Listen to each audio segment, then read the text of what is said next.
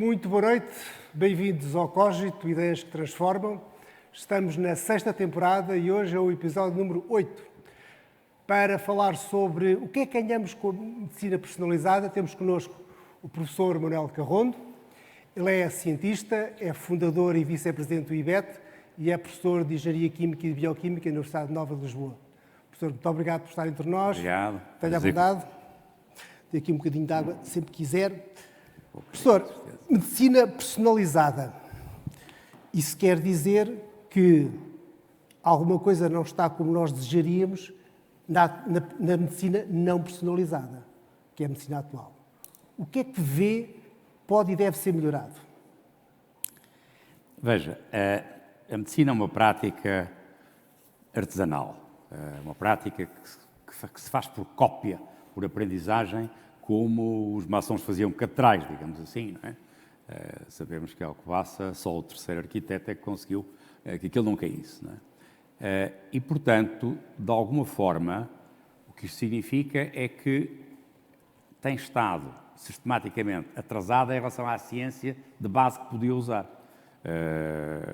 Algures, por finais do século XVI, a óptica holandesa permite, por um lado, a Galileu fazer um telescópio e a Van Leeuwenhoek fazer um microscópio, no final do século XVI. Exatamente. A medicina só percebe a importância dos vírus e das bactérias no final do século XIX, quando um inglês ativo na Escócia, um operador, Lister, resolve dizer que temos que passar a fazer as operações com sepsia, usando fenol. Até lá, eu cortava-lhe a perna no meio destes senhores todos aqui ao lado, alguém tossia para cima e já se via. Portanto, há todo um atraso da absorção da ciência que a medicina só começa a fazer no princípio do século passado, meio do século passado. Hoje, qualquer médico, hoje, quando digo hoje, diria na vossa idade, ou mesmo na minha, são muitíssimo mais científicos, a base é muito mais científica do que no final do século XIX.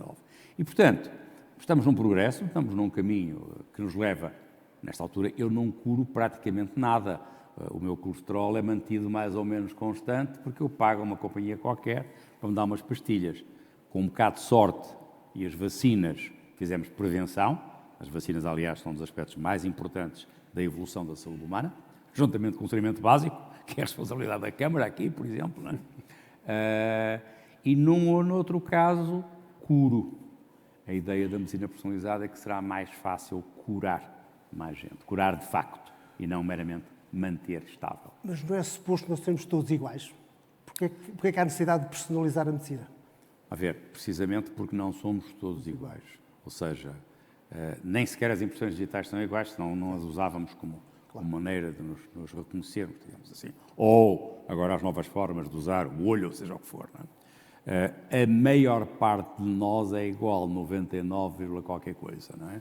Mas se calhar esses 99% que são iguais são para aí 96% igual ao macaco. Portanto, quer dizer, fica margem que chegue para haver casos em que só a medicina personalizada funcionará. Sobretudo nas situações relativamente restritas em que as doenças são de origem genética, o que não é a maioria dos casos.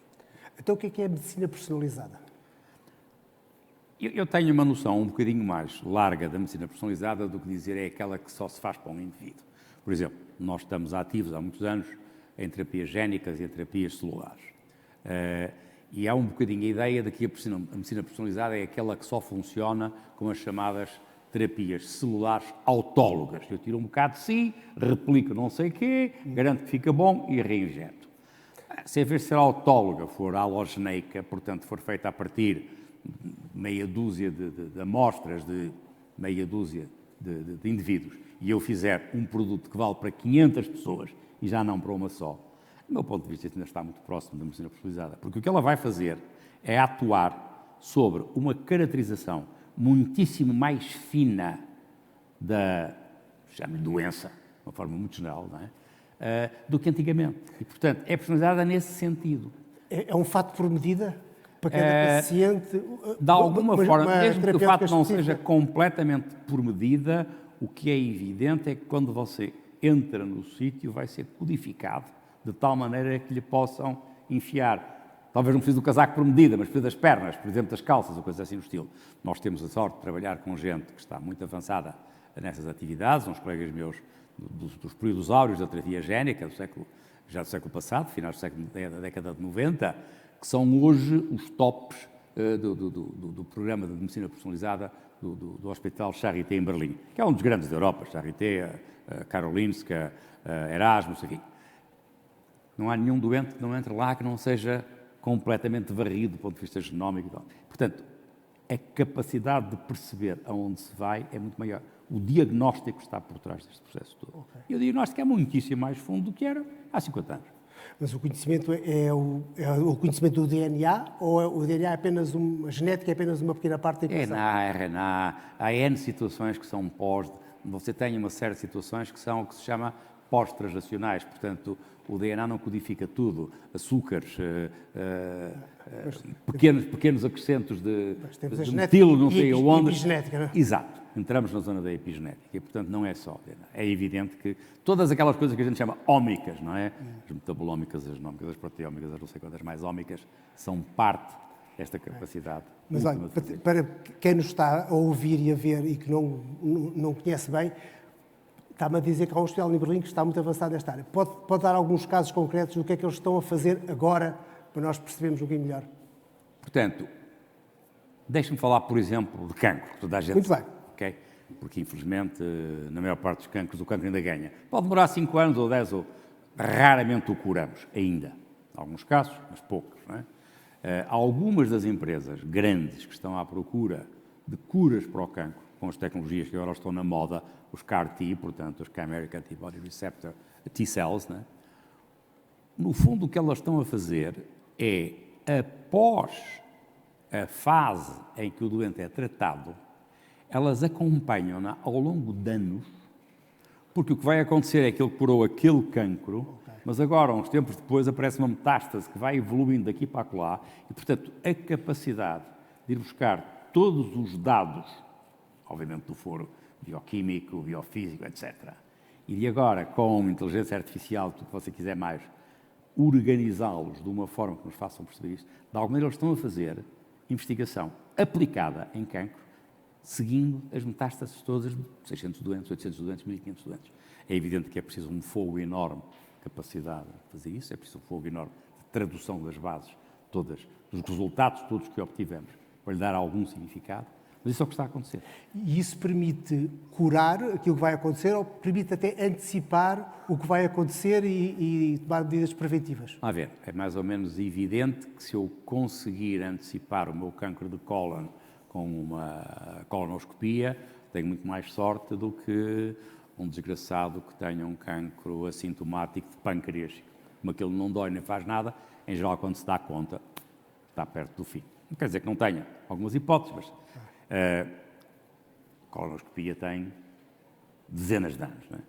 Noutras situações, é sabido, por exemplo, o câncer da mama é muito estudado, de alguma forma, as mulheres têm-se envolvido muito nesse processo, e é sabido que há meia dúzia de genes que possibilitam, codificam para, e portanto é provável que, e portanto chega-se um bocadinho ao extremo de de extirpar um seio ou os dois para evitar vir-se a ter. Portanto, isso vai crescer cada vez mais. A capacidade de sabermos é provável que...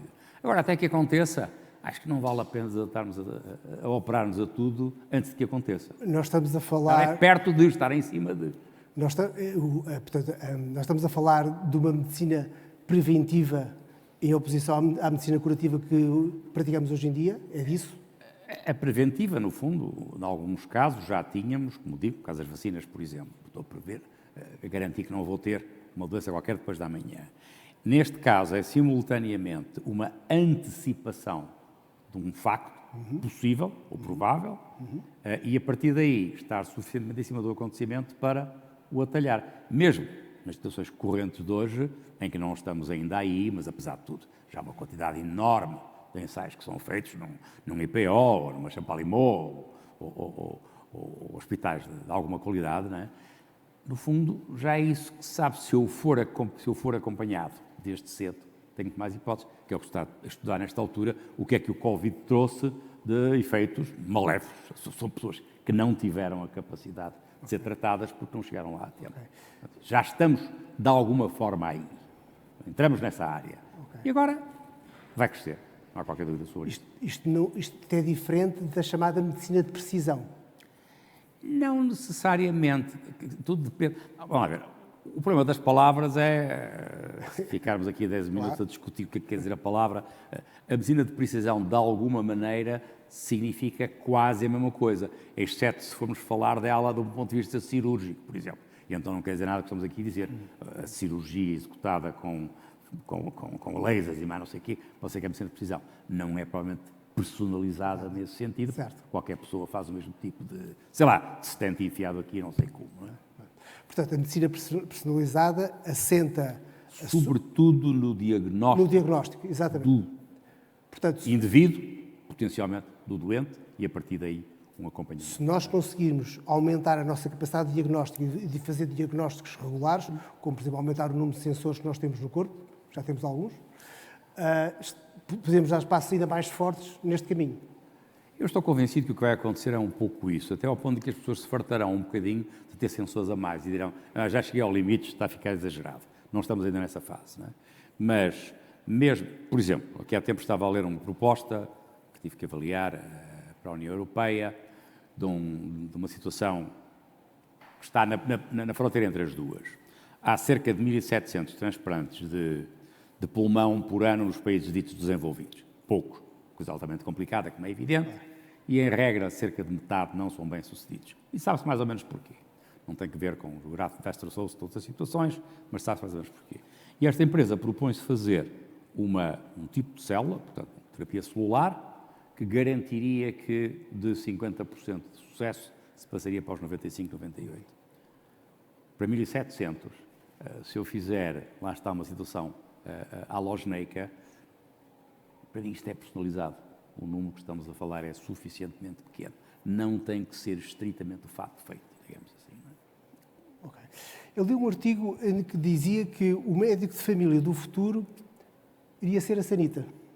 Naquele sentido em que uma pessoa vai todos os dias à sanita, as paredes da sanita estão impregnadas de sensores, fazemos aquilo que temos a fazer, aquilo é analisado automaticamente, há um algoritmo, algures, manda-me logo um SMS a dizer, atenção, que o vinho que beberam ontem, aquilo não estava assim muito bom.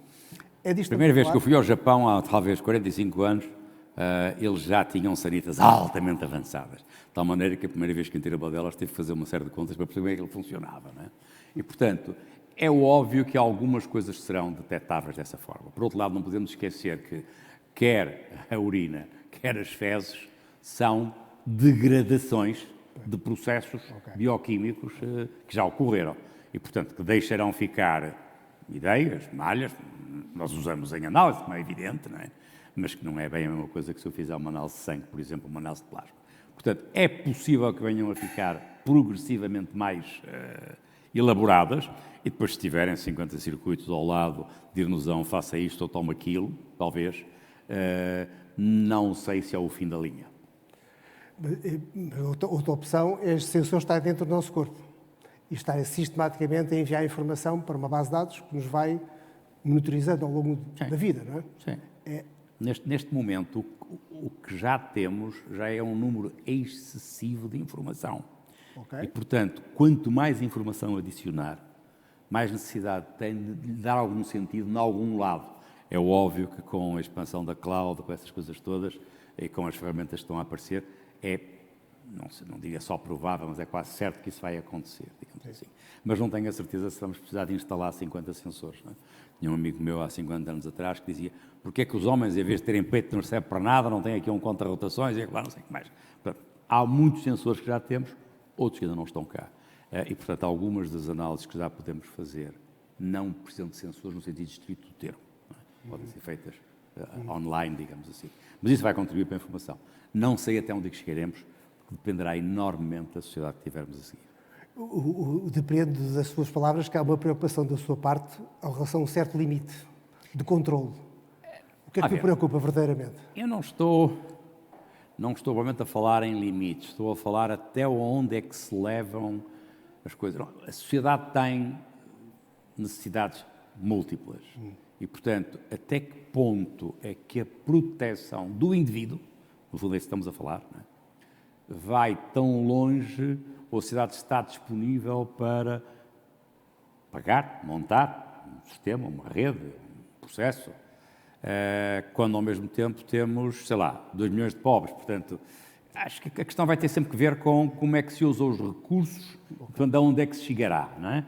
Não estou tanto a falar em possibilidades ou plausibilidades, mas muito mais da probabilidade de se implementarem situações dessas num futuro próximo.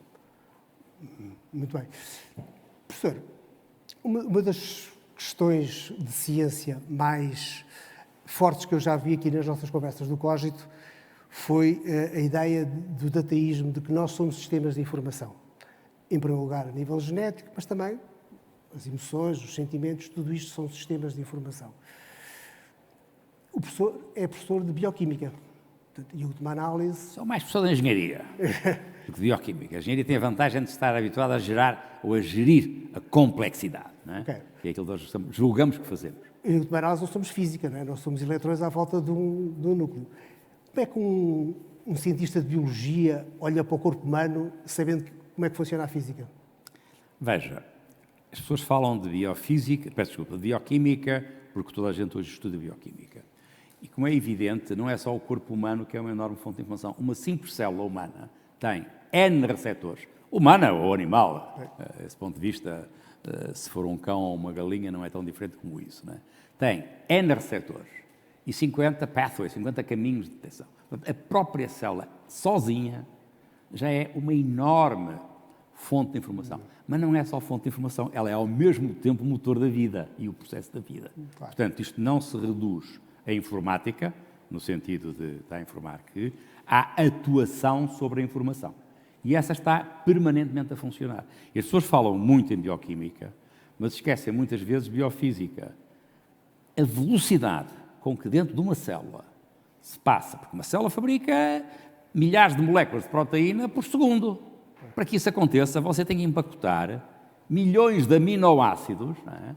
Nesse mesmo segundo. A velocidade a que isto se passa bate qualquer sistema mecatrónico que você tenha aí feito pelo homem. Portanto, isto já é uma coisa maravilhosa em si, não é? Só uma célula. E fazemos isso há milhões e milhões de anos, não é? Desde as primeiras células. É evidente, e agora passamos da célula para o órgão, do órgão para o órgão. A medicina divide-se, por exemplo, falamos em doenças cardiovasculares. O que é que isso quer dizer? Quer dizer que é toda aquela zona que passa do coração ao rim, que apanha também o fígado, de alguma maneira, e, portanto, calham lá aquelas doenças. Muitas delas eu nem pensaria que lá estavam, mas o diabetes vai influenciar a maneira como funciona no rim e vice-versa. Portanto, não só pegamos nos órgãos, mas em alguns dos órgãos que se funcionam. A analogia ideal para um engenheiro é sempre dizer, comprar com um automóvel. Ou com um motor-a-jato. Um motor-a-jato tem 17 mil peças. Não há ninguém que perceba o motor todo. Há os especialistas de cada uma daquelas zonas. E agora alguém integra aquilo tudo. Claro. No automóvel é a mesma história. Ninguém percebe cada uma das peças que lá está, mas o conjunto é apreensível para o todo. E é isso que nós temos neste momento na medicina atual. A capacidade de olhar para o todo. E é uma das vantagens enormes que temos em ter bons médicos de medicina interna. Porque a especialização é excessiva e a medicina personalizada, em princípio, pode permitir isso, não é? Pode significar que eu estou a ser tratado de 3 doenças diferentes, cada uma das quais com o meu especialista, e se não tiver alguém que integre um pouco o que é que está a acontecer, eventualmente estou a fazer uma coisa boa para aqui, mas que é um disparate para lá. E sobretudo a nível da medicação, não é? Exato. Pode entrar em conflito uns com os outros. Por isso, parte das situações do personalizado podem ser excessivas nesse sentido. Okay. Mas agora voltando ao corpo humano, que é uma questão que acho que é fascinante, mas portanto, nós temos vários níveis da física, temos os átomos, temos as moléculas depois criam cadeias, depois temos as células criam os órgãos criam o corpo, e depois o corpo cria a mente e a mente cria a consciência. Quando eu sou feliz, eu posso dizer que os meus átomos são felizes? Você tocou numa daquelas situações que é altamente complicada, porque da mesma maneira que eu não vou tentar convencê-lo pela via da matemática que existe Deus ou que existe mas alma, digo com simpatia. Também não. Não, e creio que é importantíssimo perceber que isso é o que não percebemos. Okay. Isso são aquelas coisas que não percebemos. Ou seja, nós sabemos muito, não que chegue, mas muito, sobre, por exemplo, falamos de cancro. Mas também sabemos uma coisa evidente, que ninguém sabe bem porquê. É que os doentes que têm uma atitude positiva face ao cancro, que continuam, sei lá, a fazer desporto, que estão convencidos que vão sobreviver, têm pelo menos um período de sobrevida maior do que aqueles que se deprimem e se encostam. O que é que isto é? É consciência, é força de vontade, como é que isto se traduz? Não há, neste momento, falamos de sensores há bocadinho, não há sensores para isto, digamos assim. Ainda não percebemos como é que isto funciona. Okay. Talvez lá cheguemos. Nesta altura não estamos lá. Okay. Atirando um bocadinho mais para a frente, onde é que isto tudo vai parar?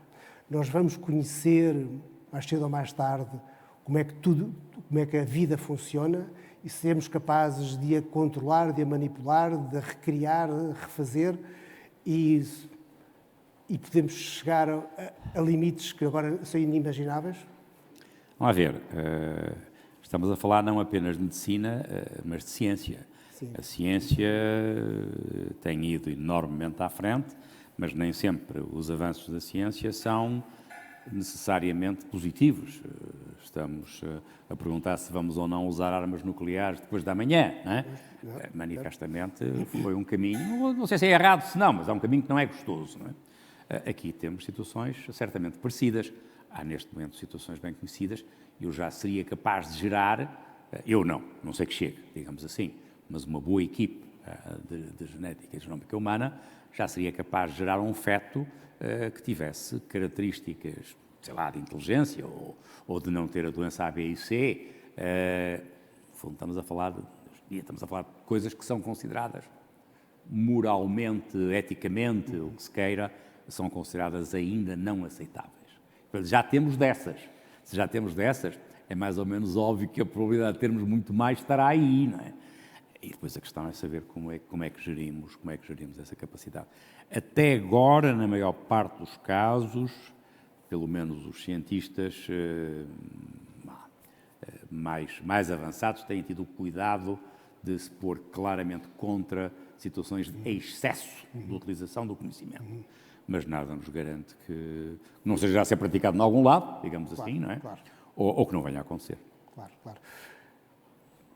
Falando do futuro, qual a sua expectativa para a evolução da esperança média de vida para este século? Bom, eu já conheci várias pessoas que tinham mais de 100 anos, portanto, isso parece-me que já não tem... Acho que li um número qualquer há pouco tempo que em Portugal havia cerca de 8.000, ou um número desse. Não sei se estou enganado, penso que não. Aí já estamos. Não é? Se me disser que no fim deste século vamos chegar aos 150, não me diria nada. Acho que a minha questão é menos essa, mas chegamos lá em que condições? Qual é que é a qualidade de vida que eu tenho nessa altura? Porque, de facto, as doenças mais complicadas da velhice, melhor dizendo, o cancro é uma delas, certamente. As pessoas têm muito mais cancros hoje porque vão morrer mais tarde. O cancro aparece mais tardiamente, quando a nossa imunossenescência, portanto, ficamos velhos também na parte imune. Às vezes a morte não se cura, adia-se, não é? Todas estas pessoas jovens que aqui estão com não sei quantos cancros neste momento. Só como são jovens, o sistema imunitário está a matar a célula que está a fugir do controle e a sair pelo cancro. E depois, quando eu chego a uma certa idade, deixei de ter essa capacidade. Tal como não tenho a mesma reação uma vacina. Há 15 anos estávamos a trabalhar com a Sanofi, e a Sanofi já sabia, tinha esses números, não é? Uma simples vacina da gripe, digamos assim, para o corpo etário até aos 55, 60, tem uma média de validade ao longo dos anos. Elas não são, nem todos os anos têm a mesma capacidade de defesa, de maneira como são escolhidas, digamos. E a partir dos 65, que era a idade que eu tinha na altura, um tipo começou a perceber, fiquei bastante chateado, mas de facto eu já estava cá para baixo, nada a fazer. É assim. Portanto, as coisas são o que são, não me parece que tenhamos interesse, pelo menos para mim, em criar uma imortalidade. A biologia não é sobre o indivíduo, ok? A biologia é sobre a espécie, não é? E, portanto, a biologia não está nada preocupado se eu chego aos 100 ou aos 150. Está preocupada é que a espécie humana continue a existir. Claro. Nem sei se a biologia está preocupada, talvez se cá também não está, mas é a maneira como ela funciona, que é esta. E, portanto, para mim, mais complicado do que saber se vamos chegar aos 150 ou aos 200 é em que situação lá vamos chegar, como é que funciona o cérebro. Claro. E, como sabe, há muita gente a tentar isso. Uma das startups mais malucas que apareceu ano passado na Califórnia tinha à partida 3 bilhões de dólares, de não sei quantos ricaços, para garantir 3 laboratórios em várias partes do mundo vão conseguir que eles cheguem aos 200 ou coisa assim. eu não sei se estou interessado em ter um Bezos com 200 anos ou um Musk com 300. Mas, enfim, já se verá. E porquê é que as mulheres vivem mais tempo que os homens? Será que nós as tratamos bem demais? Essa pergunta tem uma situação óbvia, que é a estatística. Estatisticamente é inequívoco, não é? É um facto. Possivelmente, algumas das vantagens que tem, é uma das coisas que está mais estudada, não é? Algumas das vantagens que tem no processo de procriação, digamos assim, da maneira como todo o sistema de óvulos funciona e tal, terá algo a ver com isso, não é? Mas, em última análise, tudo o que é epigenético, se calhar os homens fazem mais asneiras que as mulheres. Se calhar asneiras não é a palavra certa, digamos, não é? Porque eu não acho que beber um copo ao jantar seja asneira, não é? E, portanto, o conjunto destas situações significa que, neste momento, elas são, em regra, chegam a idades mais velhas que a nossa. Não sei se daqui a 200 anos será igual.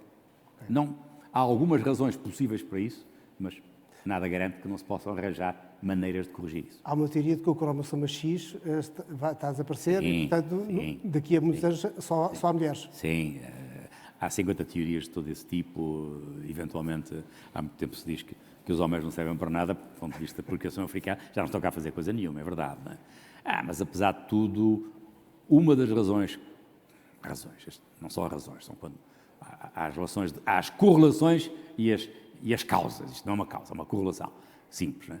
Mas uma das razões pelas quais se admite que na espécie humana se vive muito para além da procriação é que, pelo facto do homem precisar de um período muito mais longo de aprendizagem, a vantagem de ter avós, de gente mais velha, ao lado, foi criando, estamos em regime darwinista sempre, digamos assim, foi criando alguma facilitação do envelhecimento na espécie humana sobre as restantes espécies. É possível. Muito bem. São explicações, valem o que valem. E em Portugal, bem, se o caminho, voltando outra vez à medicina personalizada, que é o tema da nossa conversa, o que é que está a ser feito em Portugal, o que é que está a ser feito em Oeiras, o que é que está a ser feito no IBET, neste caminho que deduzo que é o caminho do futuro da medicina, não é? Ouça, para começar, em Portugal acordou-se tarde para os biofarmacêuticos, por uma razão mais ou menos óbvia. Nós não temos grande indústria, muito menos grande indústria farmacêutica. E, portanto, a indústria que tínhamos estava preocupada com as chamadas pequenas moléculas. Hoje, 8 dos 10 principais, chamemos-lhe medicamentos, de forma genérica, são biofarmacêuticos, são biofármacos, são feitos já não por química, o que não quer dizer que daqui a 10 anos não sejam. A química também não parou e, portanto, é possível que venham a recuperar alguns dias. Mas, para já, só funcionam porque são feitos em células, ou de bactérias, ou de leveduras, ou animais. A maior parte dos mais complicados são feitos em células animais, porque são as únicas que têm a capacidade de produzir os açúcares necessários para que este medicamento seja personalizado. Parte da personalização está na superfície da proteína ou na superfície do vírus, onde portanto, se encontram estes açúcares, não é? E, portanto, esta situação em 20 anos, no fundo, estamos a falar dos finais da década de 70, com as patentes do DNA, com o princípio das grandes empresas farmacêuticas, Genentech, as Roche, biofarmacêuticas, peço desculpa, a Amgen, a Biogen, Genzyme, a Sanofi, portanto, primeiro anticorpos, sobretudo, e depois todo o tipo de outras proteínas, e hoje vírus e células foram arrastando enormes capacidades de personalizar a medicina. Só que, para se chegar aqui, é preciso equipas muitíssimo maiores e meios muitíssimo maiores. Nós não temos. As coisas são o que são, sei lá. Nós trabalhamos, uma das empresas com que trabalhamos num dos vírus, para uma das moléculas CAR-T deles, é a Novartis. Mas se eu falar da Novartis, ou se falar da Sanofi, ou se falar da Pfizer, em todos estes casos, estou a falar de empresas que têm mais de 100 mil pessoas, digamos assim, e cujas vendas anuais são 1/3 do nosso PIB. Quer dizer, não tem nada a ver com o que uma empresa destas gasta em ciência, é da ordem dos 9 a 10 bilhões. O que o país todo gasta em ciência não chega a 1 bilhão, nas áreas todas. Portanto, as coisas são o que são, não é? Nós não pretendemos dizer que vamos curar o cancro amanhã. Não temos hipótese nenhuma. Somos pequenas peças na máquina de desenvolvimento dos processos que permitem fazer essa situação.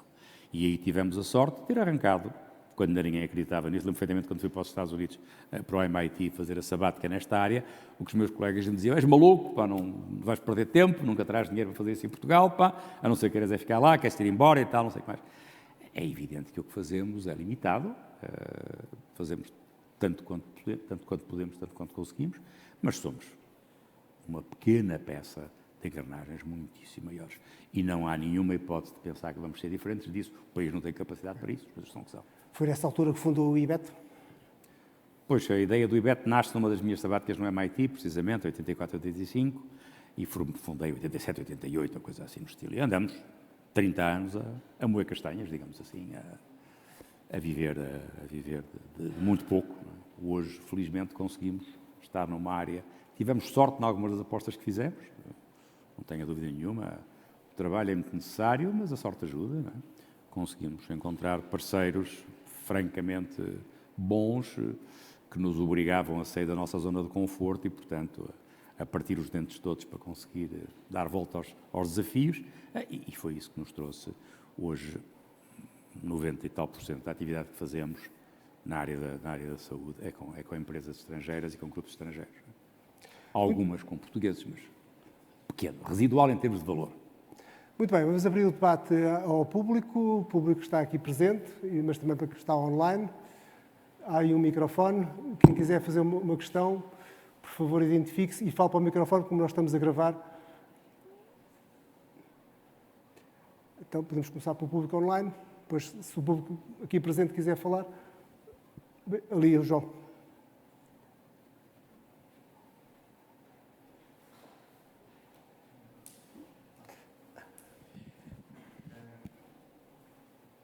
Temos aqui alguns comentários online.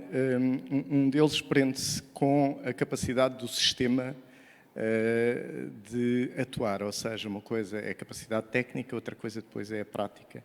E, por exemplo, fala-se aqui nas colonoscopias e nas endoscopias, apenas como um exemplo de que com sedação demoram muito tempo e muita gente não tem acesso a isso. Portanto, se o caminho, se as barreiras não vão ser mais desse tipo do que de outro tipo. Aliás, numa das respostas que dei ao Rui, o que eu disse foi exatamente isso. O problema neste momento, cada vez mais será um problema de recursos e não tanto um problema de soluções possíveis. Nós tivemos aqui, Portugal foi nitidamente um exemplo.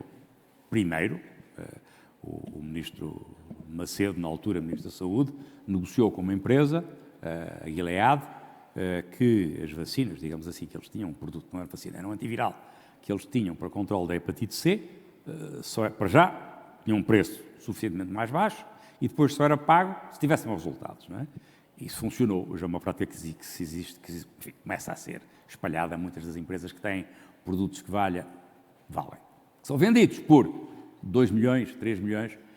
Manifestamente, se eu tiver uma doença aos 75 anos que custa ao erário público 3 milhões, não tenho a certeza se faz sentido que o erário público pague. Não é? Portanto, aliás, em alguns aspectos, o que se sabe da história, alguns dos países menos desenvolvidos têm políticas de cobertura maiores que países desenvolvidos. Quando eu estava em Inglaterra a doutorar, na década de 70, um transplante de fígado para um indivíduo de 50 anos seria altamente improvável, porque o próprio sistema definia estas situações.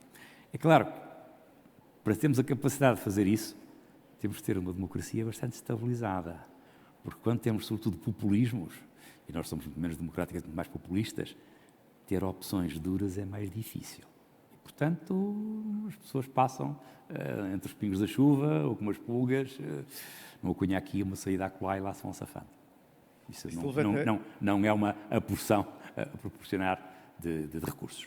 Mas isso levanta, no fundo, a questão claro. Se medicina personalizada é uma coisa para massificar ou uma coisa para exceção, não é? Exato.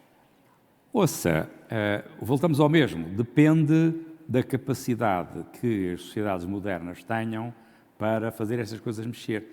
De repente eu tenho a sorte de ter nascido em 48 e, portanto, nunca pensei que na minha vida ia assistir a uma guerra do outro século. Não é?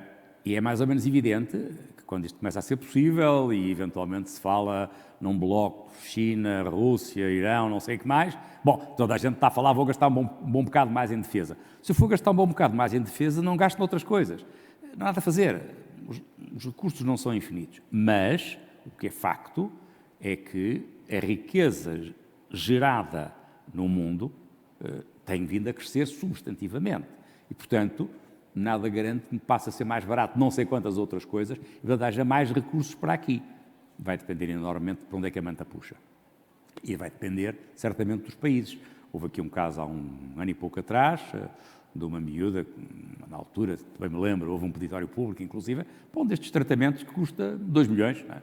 E depois, finalmente, não sei por que razões, mas aparentemente o Estado resolveu que pagava. Trata-se de situações muito pontuais. Os sistemas de seguros, da mesma maneira que eu tenho um seguro automóvel, que me garante que se eu matar aquele senhor que é um jovem promissor e, portanto, tiver que lhe pagar ou à namorada ou à mulher 1 milhão de indemnização, o meu seguro paga 1 milhão. Portanto, haverá eventualmente maneiras de fazer esse ano de brincadeiras, desde que a sociedade esteja a usar os recursos de uma forma mais benigna. O que é que isto quer dizer? Se tivermos muita fome, porque ainda continuamos a não cultivar os milhões de hectares que os Estados Unidos têm parados ou que outros países que estão para não estragar os preços, não é? Se formos por aí, pode acontecer, não sei. Depende da maneira como a espécie humana funcionar. Não é um problema da ciência, é um problema de como é que giro os recursos em sociedade. Temos aqui também uma questão que levanta um tema aqui um pouco no campo ético, ou seja, dá um exemplo da Angelina Jolie, que foi submetida a uma mastectomia apenas porque o seu perfil genético aumentava a probabilidade de poder vir a sofrer uma doença. Ou seja, sempre que há uma intervenção violenta, A ver. Eu referi isso há bocado na passada. Eu não chamaria isso um problema ético, na medida em que a decisão é dela. E, portanto, se é dela, ela lá sabe o que é que quis fazer e porque é que quis, não é? Se eu, como sistema, fosse, porque podes vir a ter isso, corte já os peitos, porque senão depois custas muito mais dinheiro. Aí seria um problema ético, não é? Até lá, a maneira como as pessoas, enquanto tivemos a capacidade de decidir por nós próprios, ela fez-lo. Eu devo confessar que, na maior parte dos casos, não teria sido necessário. Uma boa parte dos cancros de mama hoje são dos mais curáveis. Enfim, o tríplice é mais complicado, há uns mais difíceis, mas lá está, a codificação do diagnóstico mostra isso tudo. E, portanto, se é um desses potenciais que eu vou ter, vou andar mais em cima do acontecimento. Em vez de fazer uma análise cada 2 anos, faço cada 6 meses. Mas isso são opiniões neste momento, como é evidente. Não é? Temos aqui uma questão que aborda um bocadinho aquele tema da esperança de vida e do envelhecimento, até que ponto é que isso vai, mas é aqui um comentário, e depois eu junto também aqui outro meu, que é, há um cientista do envelhecimento, que é o Aubrey de Grey, que é bastante polémico, aliás, mas de qualquer maneira ele fala em que existem no fundo 6 ou 7 mecanismos que contribuem, desde mutações a questões de degenerescência. Portanto, 6 ou 7 mecanismos que, no fundo, contribuem para o envelhecimento. E o que ele diz é, bom, se nós conseguirmos controlar esses 5 ou 6, não é impossível pensar que as pessoas, teoricamente, até podiam viver para sempre, não é? Mas depois também temos aqui o contraponto, que é, por todos estes avanços que nos trouxeram uma esperança de vida muito maior hoje, na verdade, se nós pensarmos, não há pessoas a viverem 140 anos, ou seja, há mais pessoas a viverem idades que já no passado atingiam.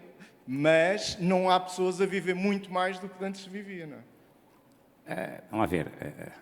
As curvas demográficas vão no sentido por tudo o que temos de melhores condições de vida nos países, sobretudo nos países mais ricos, como é evidente. Não é? Se vamos ter 200 ou 150, não sei. E, de facto, se for necessário atuar sobre tantos mecanismos, a probabilidade é que eu fique empenado, passo o termo, atuei sobre coisas demais e estraguei outras. Muitas das situações, para quem trabalha com células, como é o meu caso, quando nós julgamos, mesmo uma célula, que vamos agora mudar um dos pathways para garantir que não sei o quê, a célula ela própria se rearranja de alguma forma. O que não garante, portanto, que o que eu fiz vá dar só aquele resultado. Pode dar aquele resultado e mais 2 que não me davam jeito. E, portanto, eu não estou a dizer com isto que não seja possível fazê-lo, Estou a dizer que o grau de complexidade para que isso aconteça ainda é muito grande, portanto, não prevejo que seja feito na próxima par de décadas. Isso não prevejo, claramente. E depois, lá está a situação. Mas vale a pena? Não é muito melhor curar muito mais doenças cá atrás? Não é, se calhar, muito melhor curar, desde logo, fome muito mais cedo?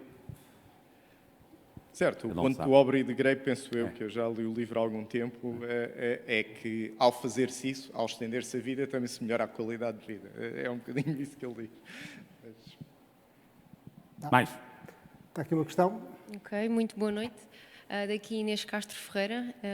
Eu trabalho na empresa fundada pelo professor Carrondo, no IBET, e, portanto, tenho aqui uma pergunta um bocadinho mais na perspectiva científica, que é de que forma é que se podem, no fundo, criar melhores modelos, a base do estudo da doença na investigação científica, na verdade, de modo a que eles consigam mimetizar de uma forma mais precisa ou mais real esse contexto diversificado biológico que é, no fundo, a base da medicina personalizada.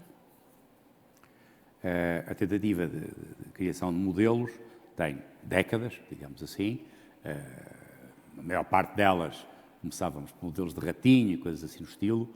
Hoje vai-se um pouco, até por razões que têm que ver com a proteção dos animais, outras formas de estar da sociedade moderna, que às vezes exageram um pouco também nesse sentido, mas enfim, tem direito a fazê-lo, no fundo, não é? E, portanto, nós temos um dos grupos que está há uma vintena de anos a criar modelos celulares em que, portanto, mantendo em conjunto, fazendo agregar em conjunto 3 ou 4 tipos de células distintas, conseguir agora ter um modelo de fígado, por exemplo. E quando se tem um modelo de fígado, nós publicamos esta primeira situação talvez há 20 anos, em 12, acho eu, demoramos 3 anos a conseguir publicá-la, porque a revista não acreditava que fosse possível fazer aquilo, não é? E depois, quando acreditou, deu-nos a capa e fez-nos um grande elogio. E quando agora temos um modelo de fígado razoável, aparece numa das empresas com que trabalhamos, a perguntar-nos: mas esse modelo de fígado dá muito jeito, achas que podemos fazer disso um modelo para a fase de fígado da malária, para testar medicamentos antimaláricos? Não tinha ocorrido, não sei malária que chegue. Olhei para a pessoa em causa: queres tu dizer, meter uns esporozóides lá dentro a ver se aquilo funciona? Sim. Fez-se. 2 anos depois tinha ocorrido, há uma patente, está a funcionar. Portanto, quer isto dizer que é um modelo perfeito? Não. É um modelo que, ao permitir que muito mais ensaios se façam sobre células e não sobre animais, significa que eu chego muito mais tarde aos modelos animais e, portanto, tenho que, entre aspas, sacrificar muito menos animais. E, em última análise, quando finalmente chego ao último modelo que testa tudo, ensaios em humanos são obrigatórios, digamos assim, fase clínica 1, fase clínica 2, digamos assim, já tenho muito mais certezas do que tinha antes. E, portanto, o risco de um ensaio clínico em humano fica substancialmente amortecido, digamos assim. E isto hoje é possível não apenas para o órgão em si, mas para umas outras empresas que têm uma terapia génica. Algumas das terapias génicas, os vírus à partida são coisas que a gente não quer ter. Portanto, quando eu estou a usar vírus para transpor para dentro das minhas células um gene, eventualmente o vírus também pode fazer algumas maldades a um órgão ou a uma célula que não quer que ele chateie, digamos assim. Não é? E, portanto, em alguns casos, estas tecnologias genéticas têm respostas imunes razoáveis, sobretudo precisamos de muitos vírus para conseguir que aquilo se aplique na célula. E, portanto, este modelo pode ser complexificado com agora mais um escalão de células de imunidade que me dão alguma medida do que está a acontecer. No fundo, isto é um contínuo. O que está a acontecer neste momento é que a quantidade de ferramentas biológicas está a crescer de uma forma exponencial, quase que diria, difícil de acompanhar. O facto de se ter tido um Covid em que se percebeu que a ciência estava suficientemente avançada para se conseguir chegar lá em meia dúzia de meses, significa que toda a indústria farmacêutica, nomeadamente a dos biofármacos, percebeu que vai ter que ser mais rápida. Portanto, nós trabalhamos com a Moderna desde 2014 na Genibet. Portanto, fizemos os primeiros 16 ou 17 lotes até fim de 2018, 2019, quando eles fizeram a fábrica nos Estados Unidos. O primeiro produto que saiu deles é para uma vacina anticancro, que eles tinham subcontratado à Merck americana, que veio recentemente nas notícias, que está em fase final, fase 2, ao fim de 15, portanto, 7 anos. Não é? Se tivéssemos estado à espera disto para a vacina de Covid, não estaríamos com esta vontade aqui, de certeza. Portanto, haverá provavelmente uma aceleração do fenómeno, não tanto da descoberta, mas da passagem da descoberta ao produto, se posso usar este nome, não é? que a atividade farmacêutica vai certamente incrementar.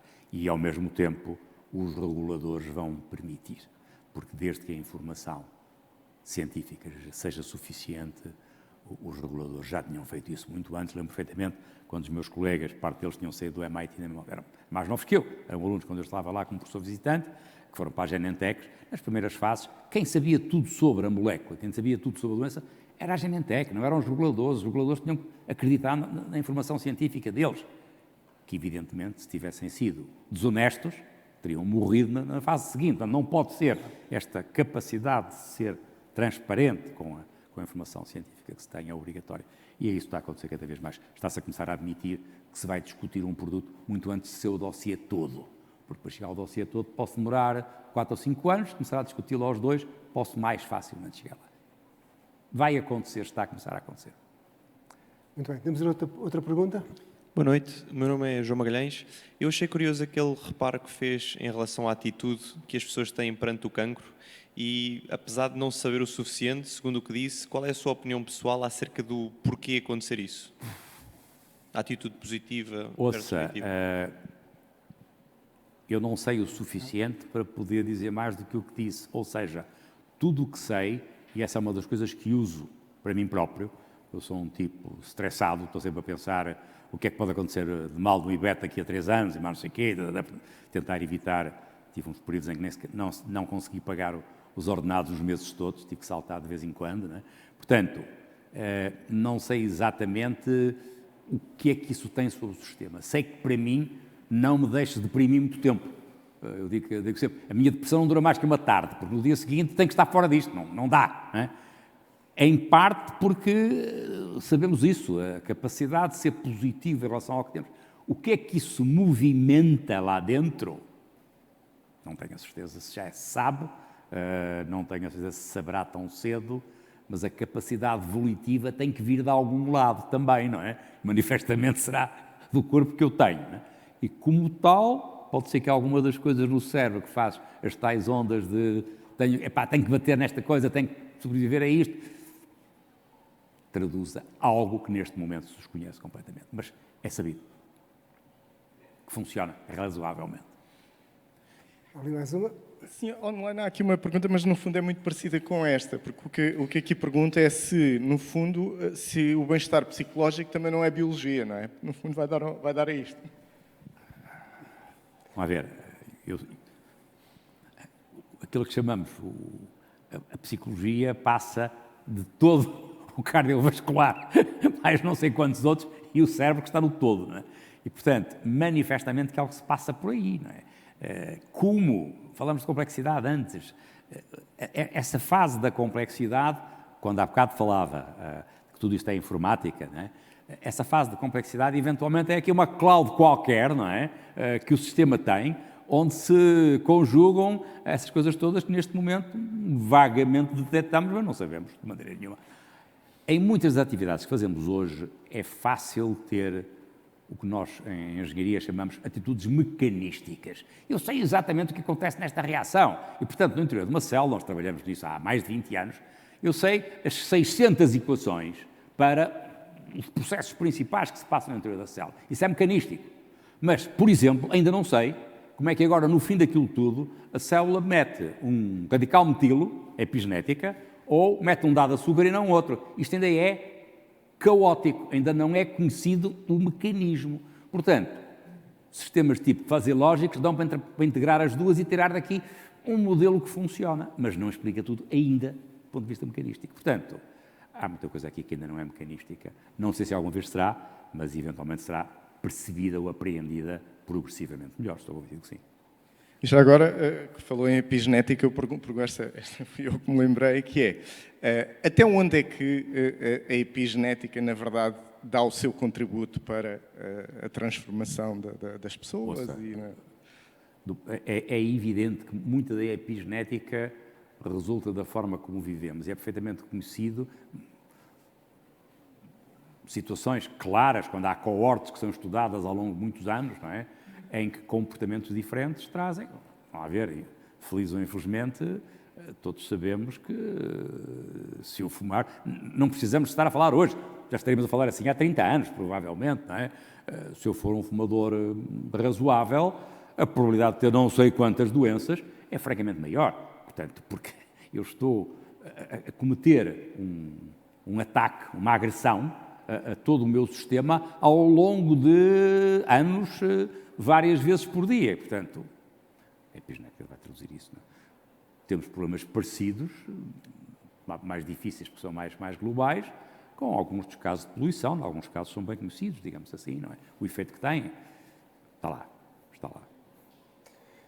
Muito bem, estamos quase a chegar ao fim da nossa conversa. Para terminar, professor, um apelo à sua capacidade visionária. Quais são aquelas doenças ou aquele tipo de doenças para quais nós estamos mais, nós, a ciência, estamos mais próximos de, vamos chamar-lhe, resolver, e quais são aquelas que não, vão ser mais difíceis de resolver? Primeiro, eu creio que mesmo o cancro, é importante notar, ninguém se lembra, porque vocês são todos muito mais novos, quando os americanos chegaram à Lua, o presidente a seguir, um tal de Nixon, que depois teve um problema lá com o Watergate, tornou claro que a década seguinte, portanto a de 70, era a década da cura do cancro. E eu encontrei mais do que uma vez gente que trabalhou desde essa altura e que ao fim de 30, 40 anos diz: só fizemos isto, é muito mais difícil de ter chegado à Lua e aparentemente chegar à Lua já não terá sido fácil, não é? Como todos nós sabemos. Portanto, eu creio que mesmo o cancro, o que vai acontecer é que alguns dos cancros vão sendo arrumados. E os cancros hoje são muito menos de órgão do que de célula. O que está a acontecer, antigamente a gente classificava o cancro por órgão. E o que hoje se sabe perfeitamente é que um dado órgão tem 8 ou 9 tipos de cancro, ou 10 ou 15, dependendo do tipo de célula nos quais aquilo arranca. Portanto, a complexidade ainda é muito grande para pensarmos que essa vai estar tratada tão cedo. Eu diria que, se calhar, com um impacto maior na vida longa, porque o cancro em geral só aparece mais tarde, se calhar a parte cardiovascular é mais importante que o cancro. Porque, no fundo, coisas como diabetes, coisas como doenças renais, são chatas, passo o termo, ao longo da vida. E estamos mais perto de saber lidar com elas? Voltamos ao mesmo, é uma questão de recursos. Quando a terapia génica começou, e nós fomos pioneiros no processo de desenvolvimento para ela, na década de 90, a terapia génica era usada para tratar das doenças monogenéticas, em que só um gene está errado, portanto, só um gene está errado, eu tiro lá aquele gene, ponho lá o certo e curo. Hoje são usadas sobretudo para cancro. Se há coisa que não é monogenética, é cancro, que é genética de não sei quantos lados, mas é epigenética e tudo mais. Portanto, não lhe posso dizer se já estamos lá ou não, porque há muito mais recursos em cancro do que em cardiovascular neste momento. Se calhar não é verdade, se calhar ela por ela, digamos, mas o impacto global é uma doença que ainda está muito mais próxima de populações de países mais subdesenvolvidos, para quem o cancro ainda não é propriamente uma preocupação. Do ponto de vista global, se calhar, neste momento, seria um avanço maior a cardiovascular, ficar mais resolvida, digamos assim. Okay. Do que... E as mais difíceis? Não tenho ilusões nenhumas. Neste momento, as mais difíceis passam todas por aqui. Ou quase todas por aqui. Okay. Isto é muito complicado ainda cá em cima e, ouça, andamos anos e anos. Lembro-me que, por exemplo, o caso de Alzheimer, acompanhei mais ou menos, não é? Há uma teoria de que aquilo agrega no cérebro. E lembro perfeitamente, há uns 4 ou 5 anos, as 3 ou 4 grandes empresas que estavam à procura de medicamentos terem dito: estamos a fechar a investigação, porque ainda não se fez investigação pura, fundamental, que chegue para nós conseguirmos ter indicadores. Hoje há uma ou duas coisas que parece que talvez, mas não é seguro. Estes projetos que estão agora a ser feitos para mapear o cérebro, que é uma abordagem de hardware, não é? Acha que é por aí ou é apenas mais um passo? A ver, conhecer o órgão como um todo vai ser importante, mas muito provavelmente o mapear vai nos dar a capacidade de integrar algum do outro conhecimento. Sem ele não progrediríamos muito mais, mas talvez não seja o primeiro ou o mais importante. Agora, isto é muito complicado, estar em todas as partes não é mau. Muito bem, professor. fazer a integração do conhecimento quando ele chegar.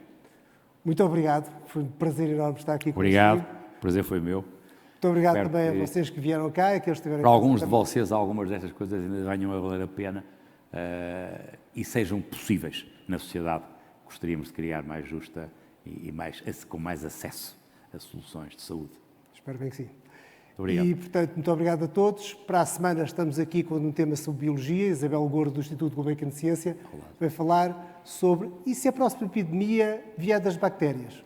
Ou seja, ainda não nos livramos desta e já nos estão a querer vender outra. Muito obrigado a todos. Até à próxima. Boa noite. Muito obrigado.